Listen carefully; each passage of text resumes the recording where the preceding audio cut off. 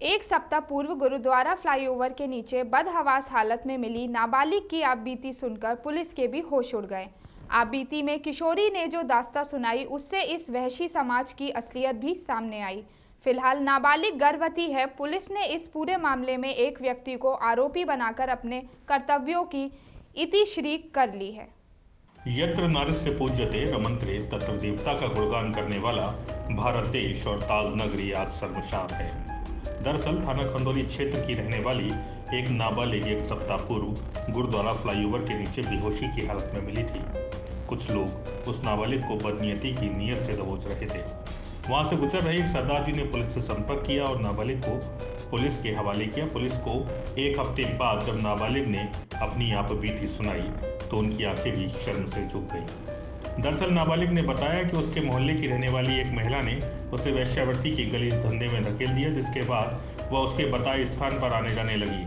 कई लोगों ने उसके साथ दुष्कर्म किया और नशे की हालत में फ्लाईओवर के नीचे फेंक कर चले गए। पूरा मामला संज्ञान में आने के बाद पुलिस ने आनन फानन में लड़की के बयान के आधार पर एक युवक के खिलाफ मुकदमा दर्ज किया और अपने कर्तव्यों की इतिश्री कर ली।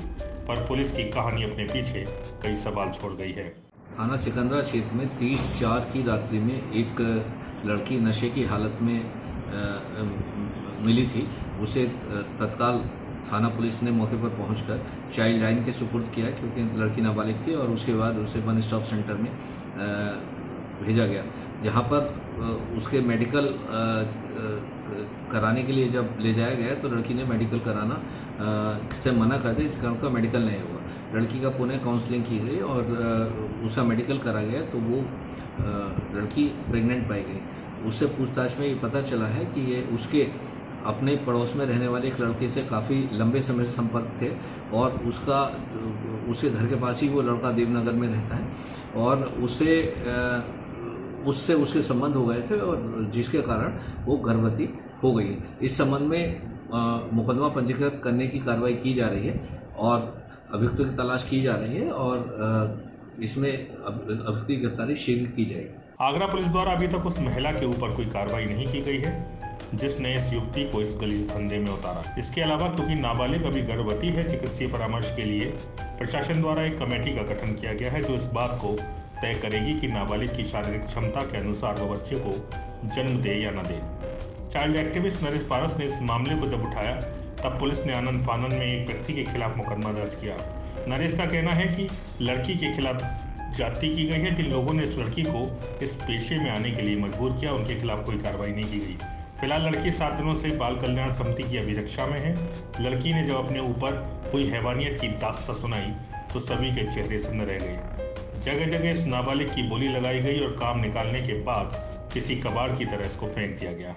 ISBT पर नशे की हालत में एक नाबालिग लड़की मिली थी जिसको वन स्टॉप सेंटर भेजा गया था। तो वहाँ काउंसलिंग के दौरान लड़की ने बताया कि उससे एक महिला ने वेश्यावृत्ति के धंधे में धकेल दिया था। वो वेश्यावृत्ति करती थी, कभी ऑटो वालों में कभी होटलों में ले जाकर उससे वेश्यावृत्ति कराई जाती थी। 7 दिनों से वो वन स्टॉप सेंटर में है, अभी तक उसकी FIR दर्ज नहीं थी। लड़की गर्भवती है। ऐसे में इस पूरे मामले को लेकर मैंने बाल कल्याण समिति और जिला प्रोबेशन अधिकारी को पत्र लिखा था।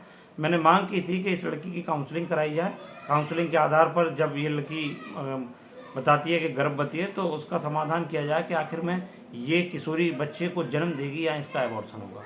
साथ ही साथ मैंने मांग की थी कि इस मामले को लेकर पुलिस कार्रवाई भी की जाए, मुकदमा दर्ज कराया जाए, क्योंकि जिस तरह से वो महिला इससे वेश्यावृत्ति कराती थी, कहीं ना कहीं वो वेश्यावृत्ति के जो लोग हैं जो जिसमें लिप्त हैं, जो वेश्यावृत्ति के कारोबार को बढ़ावा दे रहे हैं, देह व्यापार के दलालों का एक बड़ा नेटवर्क हो सकता है। तो इसमें कार्रवाई कराने के लिए भी मैंने मांग की थी। बाल कल्याण समिति ने मेरे पत्रों का संज्ञान लेते हुए CMO को पत्र जारी किया है। उसमें कहा गया है कि एक स्त्री रोग विशेषज्ञ के से इनका परामर्श कराया जाए, उसके बाद में फैसला लिया जाए कि ये गर्भवती किशोरी जो है बच्चे को जन्म देगी या फिर एबॉर्शन कराया जाएगा।